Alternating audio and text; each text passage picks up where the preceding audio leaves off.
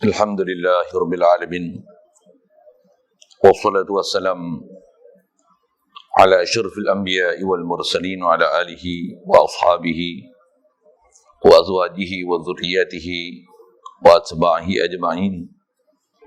Subhanaka la ilma lana illa ma 'allamtana innaka antal alimul hakim. La haula wa la quwwata illa billahil aliyyil azim. Rabbi syrah li sadri wa yassir li amri wa hlul 'uqdatam min lisani yafqahu qawli. Allahumma aftah alaina bi futuhil 'arifin bik. Allahumma ja'alna minal ladzina yastami'una al-qawla fayattabi'una ahsana. Allahumma 'allimna bima jahilna wanfa'na bima 'allamtana wa zidna 'ilman nafi'a ya rabbal alamin. Rabbi a'udzubika min hamazati syayatin wa a'udzubika rabbi an yahdurun. A'udzu nafsi billahil aliyyil azim. Bismillah ma syaa Allah la yasuqul khaira illa Allah. Bismillah ma syaa Allah la yasrifu as-su'a illa Allah. Bismillah ma syaa Allah ma kana min ni'matin fa min Allah. Bismillah ma syaa Allah la haula wa la quwwata illa billah. Wa ba'du.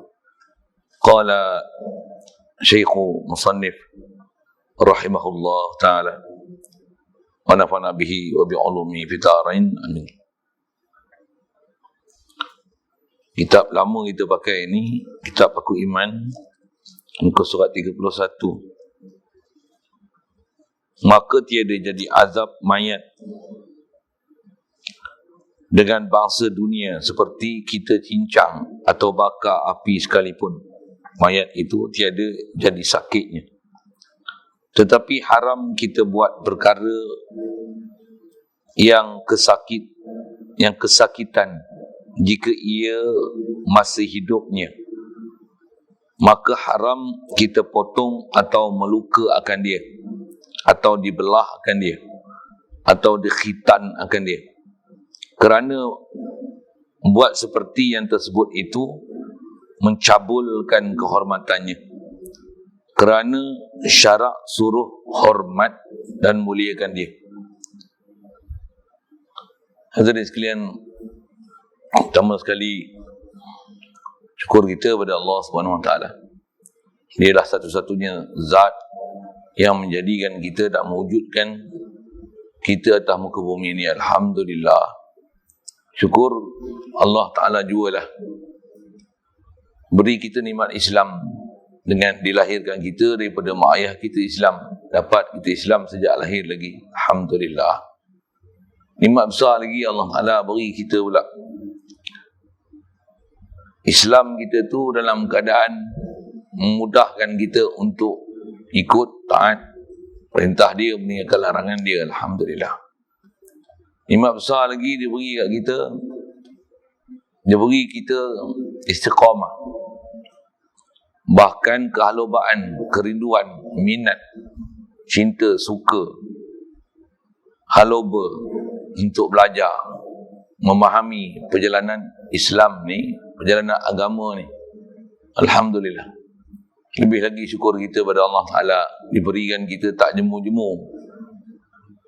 Bahkan semakin hari semakin kenal, semakin faham, semakin memahami maksud la ilaha illallah. Makin kenal siapa Allah, makin kenal siapa makhluk, makin Allah menjadi maksud kita, dan semakin Muhammad sallallahu alaihi wasallam di hati kita rasa cinta. Alhamdulillah.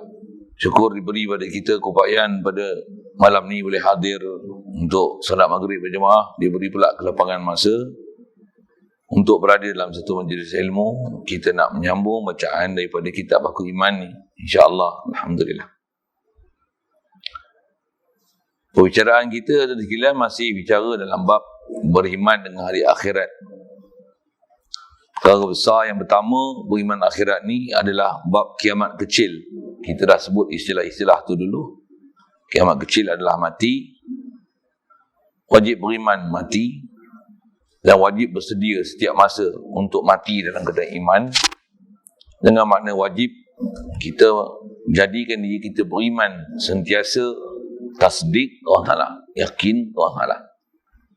Lafaz lama dah sebut la ilaha illallah, yang kita sentiasa nak refresh, renew, evergreen adalah batin kita, hati sanubari kita, tasdik kita, yakin kita, membenar kita di hati, sedar kita ke Allah Ta'ala setiap masa, ya Allah, Dia yang cipta kita, Dialah khaliqi, Dialah yang mencipta aku, Dialah mentadbir aku, Dia yang urus aku, bahkan seluruh alam ni adalah dalam pengurusan Dia, Dialah Rabbi dan Dialah Rabbul Alamin. Dia yang beri daya upaya ke aku tak ada daya upaya pun, yang milik aku sendiri, semua datang daripada Dia. Apa yang ada pada aku ni anugerah dan limpah kurnia Dia semata-mata, tak ada kekal abadi pada aku sampai bila-bila. Yang kekal abadi ni semua hanya milik Dia. Kita semua pegang sebagai pemilik sementara, ada amanah yang perlu dijaga. Yang ini adalah akidah yang sentiasa kena hidup, kena subur di hati. Itulah antara maksud yang kita wajib pelajari, yang ada pada makna la ilaha illallah. Jadi antara makna itulah yang kita nak beriman ni, bersedia untuk mati, dan mati ini ada soal mungkar nakir, istilahnya masuk dalam alam kubur, sekalipun tak ada kuburnya. Antara kita dah bicara dulu, dah ada istilah azab dan nikmat dalam kubur, dan tak ada siapa boleh lihat azab dan nikmat orang dalam kubur ni, pasal dia duduk alam lain. Yang dapat nikmat tu duduk dalam alam lain. Mata kasar kita ataupun siapa duduk alam syahadah ni tak boleh tengok apakah azab ataupun nikmat yang diperolehi oleh orang yang dalam kubur tu. Macam mana pun ada tanda-tanda pada dia dalam keadaan nikmat. Antaranya mayat dia bau wangi, jasad dia tak berubah, tak dimakan bumi. Yang tu antara tanda-tanda dapat keridhaan ilahi. Ada pun orang kena azab di sebaliknya. Na'udzubillah. Baik. Jadi kita masih bicara situ. Yang kata orang yang dalam kubur ni ada azab dan nikmat. Dan azab yang kena pada dia adalah nisbah azab akhirat. Tak kena pada dia nisbah azab dunia. Itu ayat yang dia bicara, yang tu yang dia nak kata. Maka tiada jadi azab mayat dengan bangsa dunia. Dan bila orang mati, istilahnya berpindah alam barzakh. Apa saja jasad mayat ni dipengapakan, diperlakukan, tuan badan tu dah tak rasa apa-apa dah. Nisbah apa yang diseksa, diazab pada jasad yang ada di alam syahadah ni. Pasal yang kena azab dan kena nikmat bukan nisbah apa yang kat sini, tapi nisbah apa yang dia ada di alam barzakh sana, di alam lain sana. Bukan alam ni. Yang tu alam tu kita tak boleh capai. Kita tak boleh capai melainkan kita sendiri pergi sana. Kalau ada orang yang boleh sampai pun itu orang yang istimewa. Baik. Jadi atau istilah dia sebut sini, tak jadi azab mayat dengan sebab bangsa dunia. Macam mana istilah azab bangsa dunia ni? Seperti kita cincang. Istilah kita tu maknanya kita kat dunia ni, mayat tu, kalau adalah misalnya dia mati dalam peperangan, misalnya mayat Sayyidina Hamzah misalnya, kita dengar kisah bagaimana bencinya kaum Quraisy pada dia waktu dia syahid di perang Uhud. Mayat dia telah dirobek dengan bahasanya gitu kan. Dia tu macam mana? Tak ada sikit pun dia menderita kesakitan disebabkan apa yang dibuat pada jasad dia kat sini. Itu yang, andai kata mayat tu dicincang sekalipun ataupun dibakar api sekalipun, mayat itu tiada jadi sakitnya. Jadi yang nak sakit tak sakit dia tu tahu mana? Bukan nisbah jasad dia yang dibuat di dunia ni, tapi sakit dia adalah nisbah dia berada di alam sana Nisbah apa yang sedang diperolehi di atas apa bekal dia bawa, apa benih yang dia tanam di sini. Yang takut bahasanya. Kalau baik di sini, baik di sana. Di sebaliknya di sini, di sebaliknya lah di sana. Jadi kalau mayat dicincang sekalipun ataupun bakar api, dibahas merimau atau seumpamanya, telan ular sawa, dia di alam barzah sana tak ada masalah sikit pun jika dia memang adalah orang baik. Di sebaliknya pula, mayat kat dunia ni dipelihara elok-elok, bubur dalam cermin misalnya, awet, macam mumia Fir'aun tu misalnya lah kan. Tengok rupa tak ada rupa-ruput pun, tapi di alam sana merana. Walaupun kat dunia ni tengok tak ada siapa masuk, tak ada siapa boleh usik dia, bahkan nak masuk pergi tengok mumia dia kena bayar, contoh kalau kata gitu tak. Tapi dia alam sana macam mana? Alam sana teruk. Wajib kita akidah gitu. Satu bab macam ni dia bab akidah. Selesai tu. Mudah je rasa nak faham. Jadi di atas kata mayat dia tak akan jadi sakit dengan sebab dicincang ataupun dibakar atau seumpamanya. Walaupun begitu dia ada sebut macam ni sikit. Tapi jaga. Yang ni hukum syariat nak jaga ni. Apa dia? Haram kita buat perkara yang kesakitan jika ia mayat ni masa hidupnya. Dengan bahasa lain, kalau tak masa tu pun masih hidupnya. Maksudnya kalau andai kata mayat tu, dia bukan mayat, dia masih hidup, apa yang kita tak boleh buat kat dia? Bila dia mati, itulah juga kita tak boleh buat kat dia, walaupun dia dah mati. Dengar elok ayat tu. Walaupun dia dah tak rasa dah azab dengan sebab ayat dia diazab sekalipun. Pasal yang dia akan rasa azab bukan jasad dia tu, tapi nisbah dia berpindah di alam sana. Macam mana hubungan apa tu bukan kerja kita nak mikir tu. Di luar daripada keupayaan akal kita nak memikirkan perkara tu. Wajib kita iman tu, panggil tasdik, kena iman.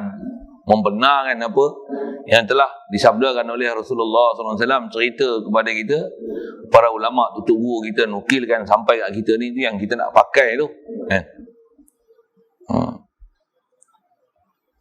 Tapi dari segi apa yang kita nak buat pada jasad mayat dia yang kat dunia ni, apa yang masa dia hidup kita tak boleh buat, sewenang-wenangnya, istilahnya tak boleh berkasar kat dia, tak boleh buat apa yang dia sakit di dunia ni, maka haram kita buat pada mayat dia.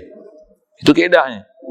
Baik, maka haram kita potong atau melukakan akan dia, akan mayat, ataupun dibelah akan dia mayat, ataupun dikhatan akan dia mayat, kerana buat seperti yang tersebut itu.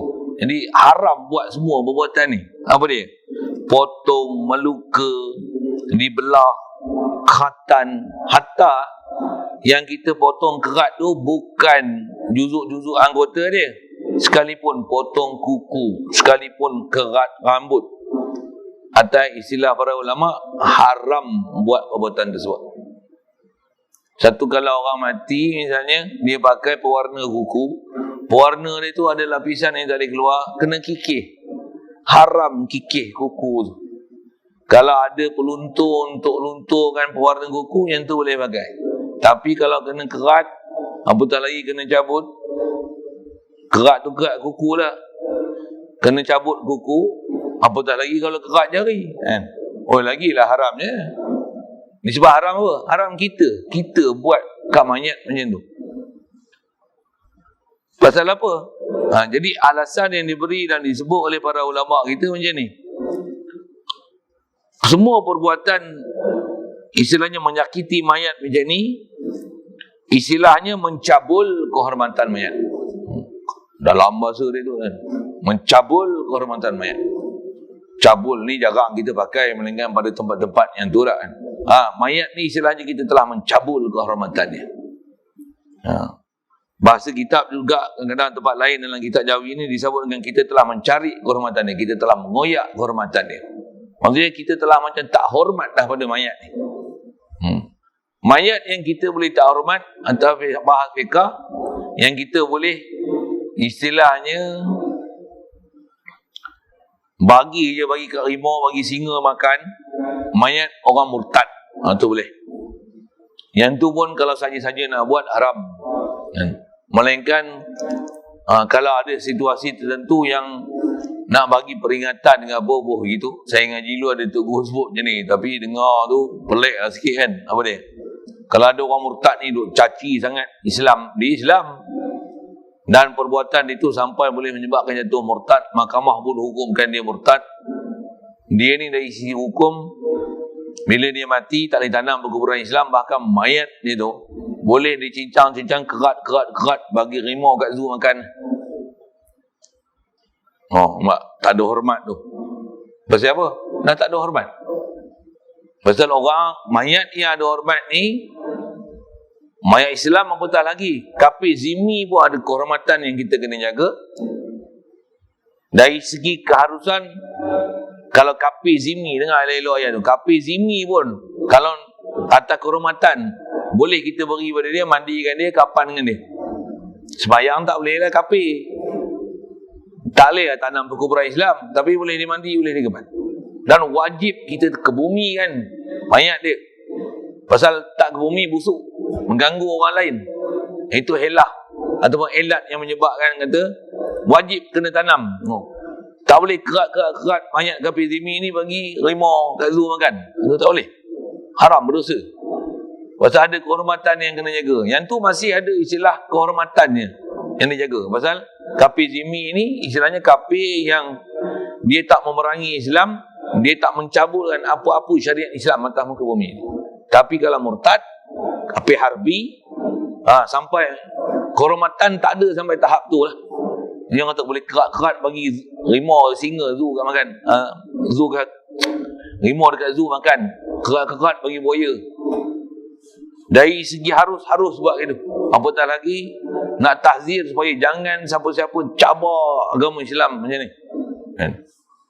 Tapi rasa saya tak pernah dengar lagi lah dalam sejarah ada orang kafir yang murtad ataupun kafir harbi yang dibuatnya tu.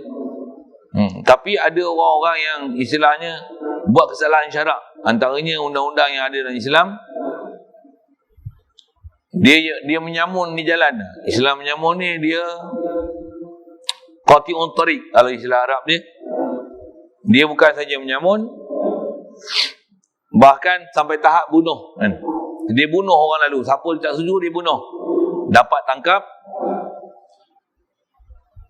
potong kaki. Kalau dia tak sampai tahap bunuh, potong tangan kanan, kaki kiri. Allah. Kalau dia sampai tahap bunuh orang, dihukum bunuh atas dia. Lepas tu mayat dia ni, tempat dia menyamun tu, tempat dia duduk jadi roblok orang semua sampai takut untuk lalu kawasan tu, dan dia ada sampai tahap dia bunuh orang, mayat dia digantung 3 hari. Maksudnya dibiarkan, disalib 3 hari di tempat tu untuk bagi peringatan jangan ada siapa-siapa buat perangai macam ni terhadap orang Islam. Maksudnya ada mayat yang tak diberikan kehormatan sampai boleh dibiarkan 3 hari gantung macam tu. Lebih tak boleh juga, pasal dia lebih 3 hari dia busuk, dia berganggu pula orang lalu lalang kawasan tu kan. Ikan busuk pun kita menyuncuk hidung kan. Tikus mati pun busuk lah. Dia orang mati kan. Betul kebumikan dia. Kebumikan dia. Orang macam tu tak ada kehormatan. Adapun orang Islam, hormat besar dalam syarak tiang, rambut tak boleh potong. Kalau kanak-kanak pun dengan sebab kita belajar dalam bab taharah, kalau nak mandikan mayat ni, nak sembahyangkan mayat ni mesti selesai mandi dia. Kanak-kanak lelaki belum khitan pula. Jadi air tak boleh rata untuk mandikan dia. Dalam kaedah kita yang masyhur dalam mazhab, bila tak boleh dibuka kulub dia tu untuk disampaikan air, khitan tak boleh. Tak boleh nak loceh kemaluan dia. Tuan-tuan tak faham bahasa tu, tanya lain sikit apa benda tu. Betul nak buat macam mana? Mengikut pendapat Syekh Ramli tayamum dengan dia untuk membolehkan dia disemayangkan mayat. Kaedah tak sah nak semayang dengan mayat kan dia. Pasal apa? Pasal air tak rata seluruh badan. Walaupun mayat tu dia kanak-kanak pula tu bukan ada salah apa. Bukan masalah salah apa, tapi dari sisi hukum syariat, apa yang boleh buat, apa tak boleh buat. Kita duk bicara hak tu sekarang. Jadi tak ada istilah boleh potong, luka, kerat, belah, khatan, bahkan hatta potong rambut, kuku sekalipun. Bahkan orang tua kita pesan, siapa yang mandi mayat, kalau tengah mandi tu ada rambut yang luruh, gugur apa, kutit, basuh elok-elok, macam mana mayat dah selesai nanti, kapankan sekali dengan kapan dia. Itu kehormatan yang ada pada mayat. Itu yang dia orang lah ni yang membuat macam-macam tu macam mana ni? Postmortem lah apalah. Yang ni saya ngaji Tok Guru pun lama lah dia cerita bab ni tuan. Cuma lah ni banyak pendapat-pendapat model-model lah ni menyanggah pendapat fatwa ulama dulu. Itulah masalahnya. Khasnya nak sebut postmortem tu lah kan. Saya kalau sebut macam ni memang ramai orang tak setuju lah. Saya tak peduli gitu kan. Saya bukan kes setuju orang. Saya kes setuju apa yang dalam kitab para ulama kita sebut. Tak setuju kan. Aku punya pasal lah. Aku bukan nak setuju dengan kau. Kasar sikit dan bahasa macam ni kan. Tapi tak tahu saya ngaji Tok Guru ajar gitu. Tok Guru saya semua gitu. Kok tuan-tuan ngaji jenis orang nak bersetuju dengan apa yang difatwakan, walaupun fatwa yang ada tu menyanggah daripada fatwa ulama-ulama dulu. Orang zaman ni pelik kan. Yang kita duk sanggah tu dia marah kita. Yang dia orang fatwa lah ni duk menyanggah ulama dulu tu, dia tak sanggah pula fatwa ulama. Mufti bahasa ulama sekarang, orang-orang semasa sekarang, orang PhD lah apalah, mufti lah ni keluar fatwa. Ya, menteri-menteri lah ni keluar fatwa macam-macam kata boleh. Yang tu menyanggah ulama-ulama dulu, dia orang tak rasa malu pula. Yang kita pula mempertahankan ulama dulu, kita ni dianggap kolot pula. Siaplah, saya sebut gitu je. Ulama kita dulu kata, bahkan kalau sebut postmortem tu lah, apa kepentingan postmortem tu? Adakah memang telah dibuktikan dengan postmortem tu dapat membuktikan sesuatu? Saya buat inilah kan, kes ahli bomba yang dibunuh tu pun kan. Kalau buat postmortem apa pun, apa pembuktian yang boleh dibuat? Kalau buat sikit dengan bahasa gitulah. Ataupun orang mati accident postmortem. Sebenarnya apa ada hidden agenda yang ada kat situ dalam postmortem tu, apa benda sebenarnya? Benda-benda macam ni mungkin ada benda rahsia yang jadi satu kesalahan kalau didedahkan, yang memang tak akan didedahkan pada orang awam benda tu. Kalau didedahkan, pasti semua orang awam akan tak suka apa yang telah difatwakan tu. Sebab tu benda-benda tu disilentkan oleh pemerintah. Ayat saya ni kasar sikit sebut macam ni. Dan nak sebut apa kepentingan postmortem tu, apa dia? Berapa banyak kes yang boleh diselesaikan dalam mahkamah dengan sebab berlaku postmortem, apa dia? Adakah semata-mata untuk sabitkan pasal masalah insurans? Betul ke? Insurans mesti nak kena pastikan dengan postmortem tu baru boleh sabit tuntutan insurans tak insurans. Oh, sabit nak duit insurans tu apa hukum pula? Oh, panjang lebar nak bahas tu. Saya kalau ngaji tu Tok Guru dulu kalau disebut bab ni, oh panjang ni. Kadang-kadang 2-3 hari baca tu cerita tu lah. Saya tak adalah niat panjang lah cerita. Yang tu pun bagi saya padan lah kalau saya cerita tu. Kalau orang tak faham, dia tak faham kan. Satu saya tengok Tok Guru ulama dulu, kalau ditanyalah pada dia, saya tengok kitab siapa saya tengok lah. Allahumma salli alaihi wasallam. Bila ditanya kepada dia ulama-ulama baru, ulama-ulama yang hidup sebelah belakang ni lah kan. Dah ada zaman dia ada postmortem, bila ditanya apa hukum postmortem tu, tuan-tuan tahu apa dia jawab? Simple aja. Dia tak ulas tak postmortem tu. Kata dia rambut kalau gugur pun kena tanam. Cukup. Tuan-tuan tak faham bahasa saja. Itu je dia jawab. Bahkan tuan-tuan kalau macam ni, tuan-tuan timbang kilo no. Yang mati tu sebelum dia mati, saya saja nak sebut timbang kilo tu kan. Sebelum dia mati katalah berat dia 80. Lepas tu dia accident, waktu tu masuk hospital apa-apa pun telah semua disiap di kapal kan. Tuan-tuan cuba timbang dia dulu berapa kilo. Tak sampai 80. Tak sampai. Saya rasa kalau dia umur muda tak sampai 80. Tak jadi try ni mah. Mengapa? Tuan-tuan jawab sendiri. Tak payah saya sebut tak apa. Ada benda iltizam yang boleh dipaham. Common knowledge, common sense kan. Tambah gambaran ni masa yang sama juga bila dikatakan boleh postmortem, boleh macam ni, harus macam ni lah, apa, dia haruskan pula derma organ pula. Tak ada pasal lain lah benda-benda itu, melainkan pasal itu lah. Satu tengok kita dibala satu. Besar-besar budak-budak hilang, kanak-kanak hilang. Kod lepas COVID-19 ni kan, bunyi sengap sikit dah, semua duduk di rumah, stay at home, mana ada kanak-kanak hilang. Dulu dah, Ustaz hilang, tak jumpa.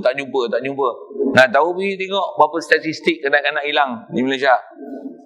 Tak Malaysia, dalam dunia. Tak jumpa, Ustaz. Jangan kata kadang-kadang orang tua pun hilang. Mana ada benda tu diwar-warkan kan? Siap. Saya hanya sekadar untuk menjelaskan yang dalam kitab ni kata haram kita potong atau melukakan dia, atau dibelahkan dia, atau dikhitankan dia. Kalau ada dalam kitab pun, saya ingat saya masalah ni. Yang boleh belah. Istilahnya yang tu istilah mencabulkan kehormatan mayat pun tak apa. Pasal dia ada isunya ni. So, ibu hamil, dia tengok ibu ni meninggal, kemalangan ke apa ke, punya masalah, satu hal lah. Anak dalam kandungan bila diperiksa masih hidup, dan tak boleh nak diselamatkan anak dalam kandungan tu, melainkan kena belah perut ibu tu, baru boleh anak tu dikeluarkan dan diselamatkan anak tersebut. Masa tu baru boleh belah. Inilah dipanggil darurah. Mencabul kehormatan mayat satu benda besar. Nak selamatkan nyawa ni satu benda besar juga. Betul, macam mana nak buat? Nak jaga kehormatan mayat ke nak selamatkan nyawa yang masih hidup dalam perut ibu tu? Yang ni memang bahas dah, kitab lama lah. Dia kata apa? Kita nak jaga bayi yang masih hidup tu adalah lebih besar. Jadi tak dapat tidak, carikanlah kehormatan mayat ni, pasal nak selamatkan kanak-kanak ni yang tak boleh nak diselamatkan, melainkan nak selamatkan dia mesti kena belah perut ibu. Fake sebutnya tu. Satu, seingat saya yang ada dalam fiqah. Yang dua, saya ingat terkadar lintasan yang pernah lalu Tutup Guru sebut, jumpa dalam kitab. Masalah kedua antaranya, seorang ni mati, dan dia ni katalah dia mati ni disebabkan melarikan diri di atas perbuatan mencuri, dan dicuri barang kemas. Dan barang kemas ni rupanya dalam perut dia. Dia telan rantai gelang apa rantai. Dia telan. Barang bukti curi tak ada. Bila mati, jadi semua barang kemas apa semua duduk dalam perut dia. Dan kalau dibiarkan begitu saja, mayat ni macam mana pun di akhirat esok tetap akan kena siksa. Pasal mati dalam keadaan dosa. Lepas tu dalam perut dia ada hukukul adami yang sepatutnya dipulangkan. Dan tak boleh nak dapatkan benda tu balik, melainkan kena belah perut dia, buat keluar tu, serah balik pada tuan punyanya. Boleh faham saya sebut? Dengan sebab itulah mencabulkan kehormatan dia, melepaskan dia di akhirat esok. Boleh faham? Padahal yang ni mencabul kehormatan dia. Tapi yang tu lah nak selamatkan dia. Macam mana? Belah, ambil. Yang ni yang dibahas dalam fiqah. Yang kenapa boleh belah perut mayat. Boleh, faham? Jadi apa yang seumpama tu tuan-tuan nak kias. Dan disiplin kias besar, dia tak boleh bagi kaedah umum. Bahkan kaedah umumnya ulama sebut macam ni. Apa dia? Haram membuat apa-apa postmortem. Patutnya fatwa ada macam tu. Dan tuan-tuan dengar saya nak sebut ni sikit. Pasal saya highlight kan, kata haram postmortem tu kan. Kalau kita tengok ulama-ulama kita pun, hatta yang contemporary lah ni, memang dia ada sebut macam ni, harus postmortem. Tapi tuan-tuan tengok dia punya belakang tu kan, dengan syarat. Postmortem ni syarat dia gini.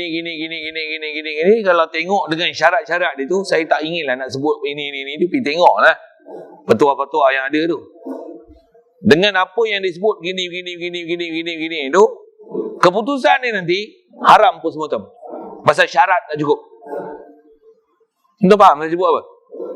Tapi oleh kerana kepentingan pemerintah, apa syarat tu dia tak pandang lah. Dia highlightkan kata harus, pasal keputusan ulama dunia kata harus pun semua tu. Dia highlightkan harus tu.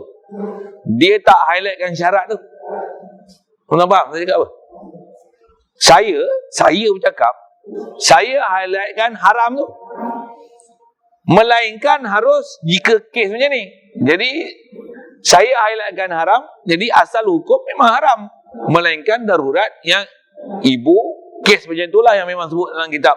Nak selamatkan nyawa kanak-kanak, nak selamatkan orang yang mencuri itu sendiri dengan harta yang ada dalam perut dia, takkan boleh selamat dia dah akhirat esok, melainkan istilahnya cabul kehormatan dia, belah perut dia, buat keluar tu, bagi balik pada mempunyainya, baru selamatkan dia di akhirat esok tu.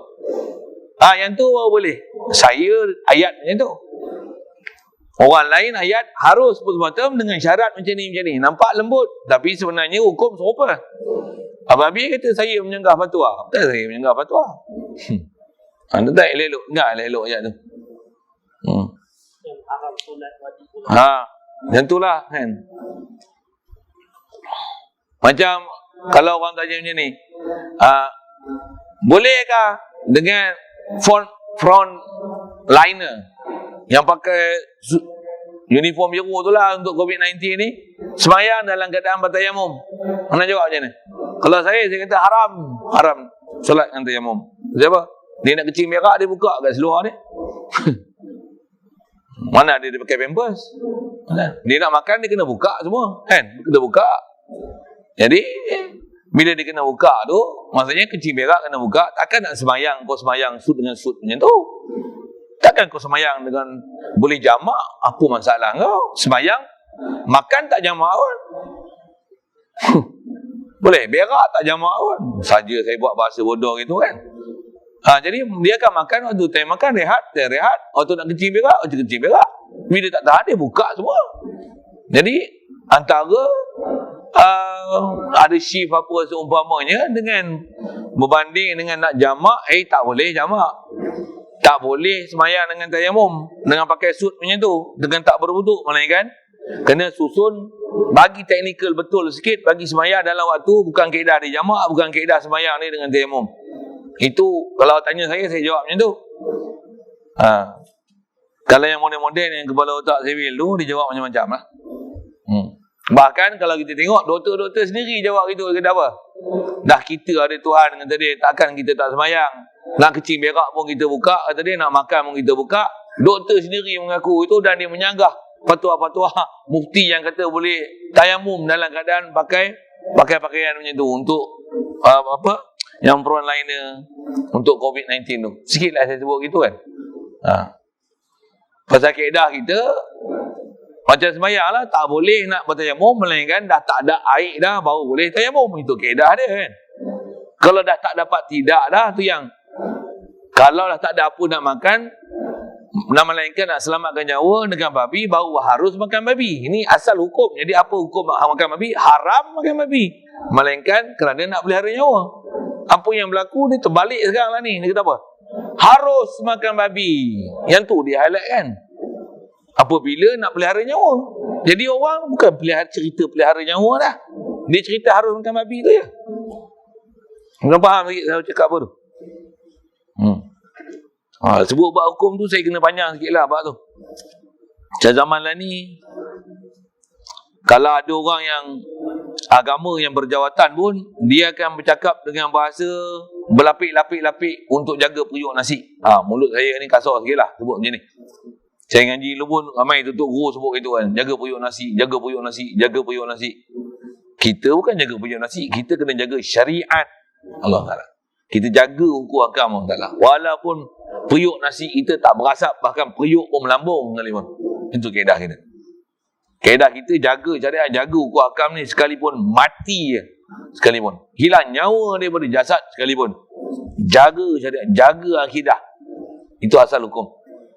Kalau masalah akidah pun ada juga kecualian beberapa tempat. Kalau nak pergi masuk Amerika misalnya, terpaksa kena mengaku agama Kristian, kalau tidak kita akan dibunuh misalnya. Maka pada keadaan darurat macam tu terpaksalah mengaku. Untuk pelihara daripada kita dibunuh kan. Cuma persoalan ini, apa kepentingan kau masuk Amerika? Kau tak boleh duduk Malaysia kan? Tak ada pasal haram kau masuk Amerika. Pasal nak kena mengaku kau Kristian. Tak ada pasal. Ya. Okay. Yang tu, benda-benda macam tu orang tak cerita tau. Dia ambil mudah-mudah masuk Amerika, tak apa. Yang penting hati kita betul tadi. Padahal apa kepentingan kau pergi Amerika? Sikit dengan ayat-ayat macam tu. Tengok elok-elok. Coba sikit bahawa hukum hakam. Mana yang istilahnya betul-betul nak menjaga syariat dan hukum Islam.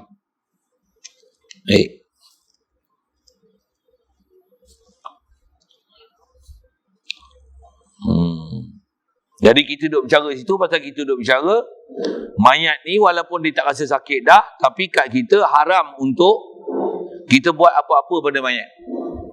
Antara lah ni ada fatwa-fatwa yang duk keluar sampai dalam khutbah Jumaat yang keluar, dia kata apa kan? Dia kata boleh kita buat postmortem derma organ ni boleh pasal apa? Pasal kata dia Tuan Badan telah mengizinkan dan telah apa istilahnya? Apa istilah dia pakai? Telah mendermakan organ. Dia berkuasa derma lah kan. Dia telah mendermakan organ dia. Dia telah mengizinkan. Dia telah tanda tangan macam ni dengan surat ni, sistem lah, peguam lah, apa-apa. Jadi sah untuk kita pergi belah pasal apa? Pasal Tuan Badan telah merelakan untuk organ dia didermakan. Bahkan sampai ada keluar ayat macam ni. Daripada kita mati, organ kita dimakan ulat, lebih baik kita mati, organ kita ada orang hidup pakai. Kan? Sampai ayat-ayat macam tu keluar, dibaca dan dikeluarkan oleh majlis fatwa, diperintahkan untuk baca ketubah, baca di atas mimbar. Macam tu. Tuan-tuan tak perasan tak tahu siapa pernah jadi imam tanya anak, pernah tak baca ketubah itu? Ada tengok dulu kan? Tuan-tuan tak tahu, tapi saya pernah dengar ketubah dalam Nabi Perak ni, itu isi ketubah ni. Dan ketubah tu macam seolah-olah bangkang apa yang saya sebut ni. Ni saya sebut ni, ketubah tu macam bangkang apa saya sebut. Saya kata tak boleh gini. Macam ketubah tu menjawab semua apa yang saya sebut ni. Dia kata gitulah. Kata dia boleh pasal apa? Pasal mayat tu dah mati dah. Bila masih hidup memang tak boleh derma kan, tapi bila dah mati tak apa boleh derma. Lagipun kata dia, bila dia hidup dia tak milik, bila mati kita boleh ambil organ dia. Apa-apa pelik-pelik keluar dia punya kenyataan tu. Kaedah disebut ulama tu, saya kata mudah, tu guru dulu dia jawab mudah.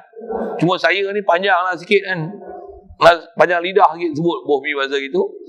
Nak menyebut tu supaya bagi penjelasan jelas tu. Nak kata apa?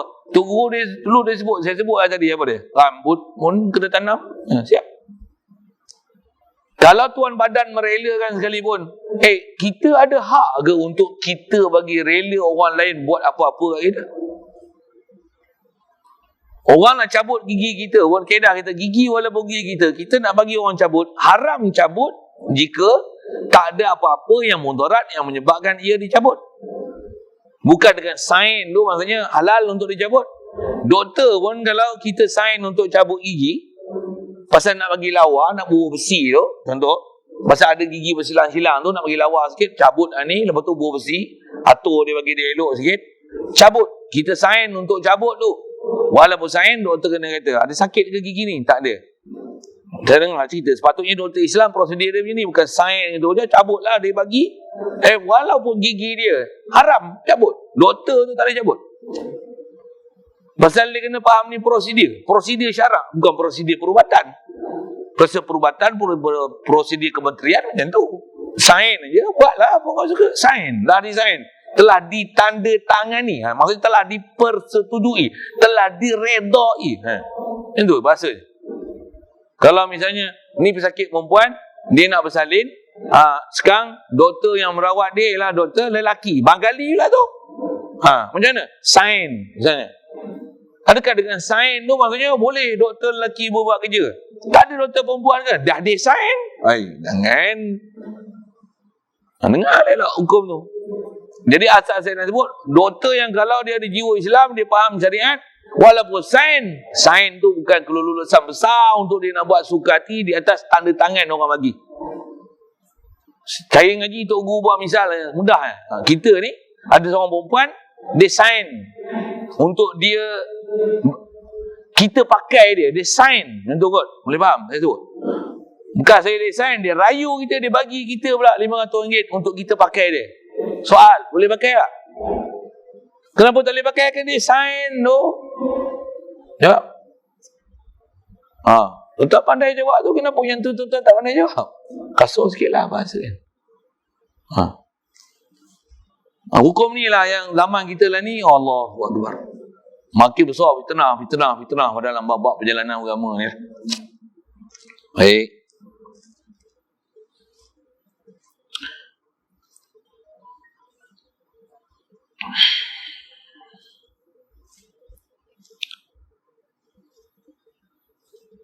Adapun hadis mayat menyuruh orang buat cermat-cermat waktu mandinya kerana mayat ni sakit bekas tercabut rohnya, dan hadis mayat suruh orang yang usungnya berhenti sekejap, jangan bawa segera kerana ia hendak lihat rumah tangganya dan keluarganya dahulu, maka iaitu karut sahaja. Ya. Jadi yang tu karut.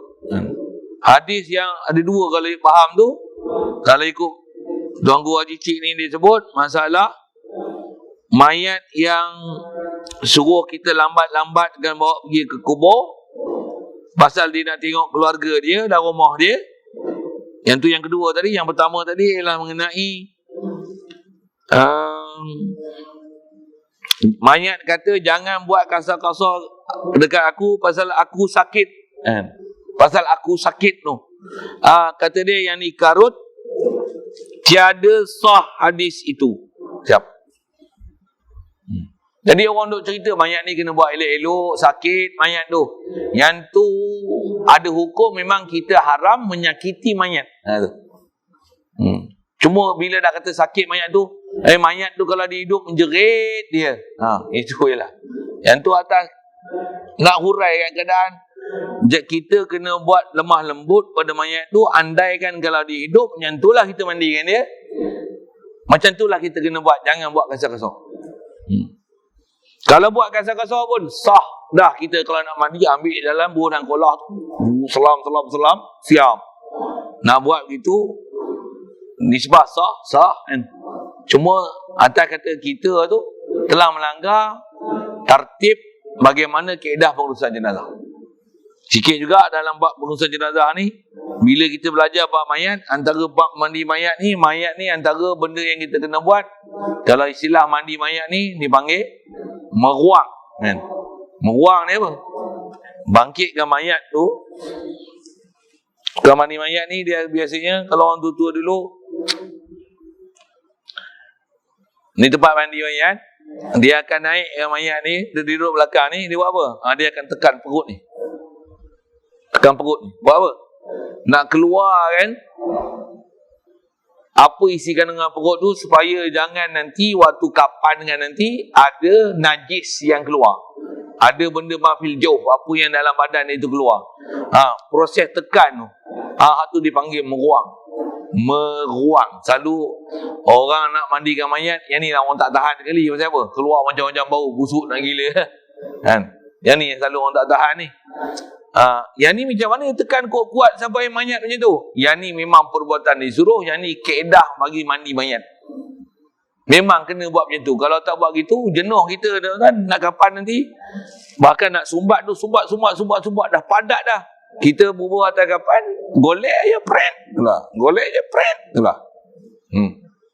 Tuan tak faham tu, tanya lain. Yang tu macam mana? Tak sakit ke mayat tu? Yang tu memang disuruh buat pada mayat. Ya.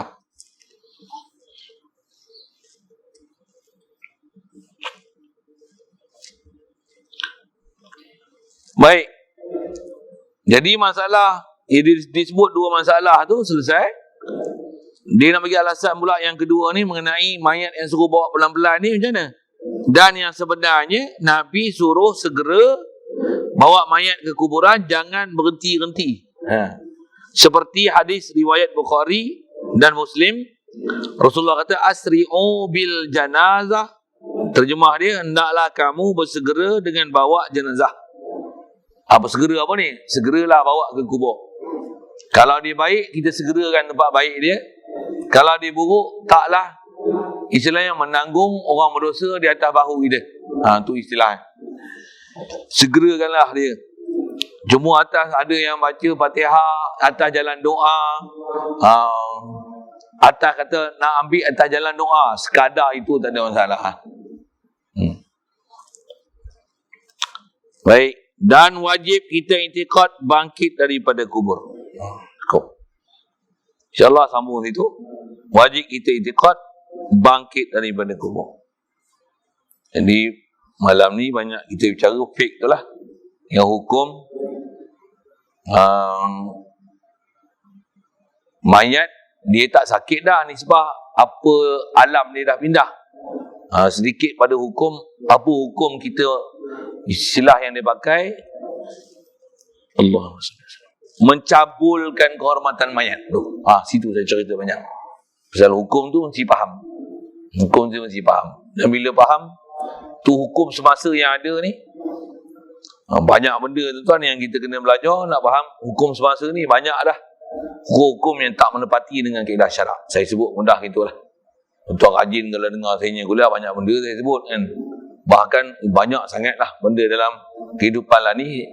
Jangan kata bab syariat, bab akidah yang sangat asas pun kalau kita semak, yang tu boleh kata hampir-hampir umat Islam dah tak ada lah. Bab akidah je pun. Akidah sangat asas. Nak yakin wujud Allah Ta'ala, nak tasdik, istilahnya nak mengesahkan asyhadu an la ilaha illallah yang kita sebut dengan mulut tu, rukun Islam dah buat.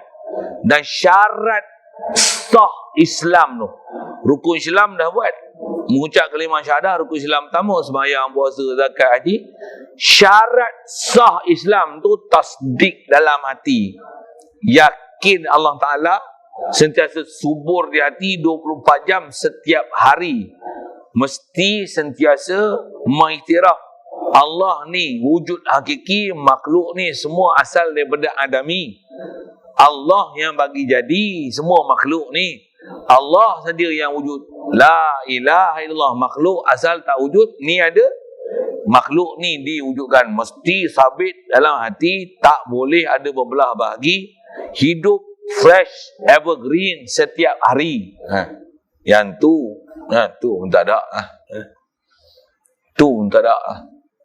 Macam mana nak buat? Sedangkan tu besar tu rukun iman tu. Orang nak ajar hak tu pun tak ada dah. Belah tu dia bukan just knowledge. Dia nak sampai masuk dalam hati betul ni. Sedar, realize kawan Allah ni. Sebut Allah ya. Faham gitu akidah ni. Akidah ni. Orang kata apa? Akidah teras sekali. Fardu di atas fardu ni. Fardu akidah ni. Mudah telah mudah kita bagi kita faham betul-betul perjalanan syariat ni. Pasal orang yang kalau akidah dia dengan Allah Ta'ala kuat macam ni, insyaAllah dia akan jaga syariat kuat juga macam mana dia jaga akidah dia. Tapi orang yang bila akidah dia dengan Allah Ta'ala longgar ni, syariat dia macam lalat hidup ya, hinggap atas hidung. Haram. Tak apa. Ni haram. Tak apa. Sekali-sekala. Dia macam tu lah. Kita tak rasa, walaupun benda tu alai bukan berdosa pun, nak rasa macam satu kesalahan besar, macam bukit nak timpa atas kita. Jiwa-jiwa macam tu, payah nak cari dah zaman lah ni. Ada, bukan tak ada. Masih ada orang macam tu. Dan ramai lagi yang saya duk jumpa orang macam tu. Tapi nak banding dengan orang yang tak ada ni, orang yang ada iman macam tu sikit. Okey, situ dulu. Soalan, kalau ada.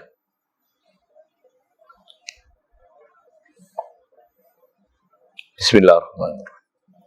Allahumma nawwir qulubana bi nuri hidayatika kama nawwartal arda bi nuri syamsika abadan abada.